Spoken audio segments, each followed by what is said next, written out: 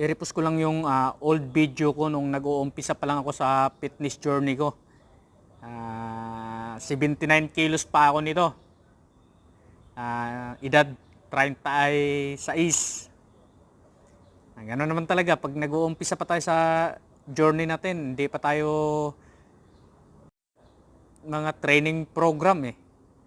Mga yung lifting technique mo wala pa, hindi pa ganoon ka kaya kadalasan talaga dito ka sa mga ganito, cardio, punching bag, yun yung pinaka kaya treadmill or yung extension.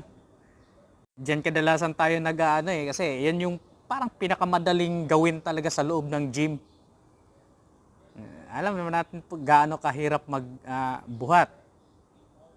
Kaya ganun talaga. Ito yung dito ka talaga mahabang oras sa mga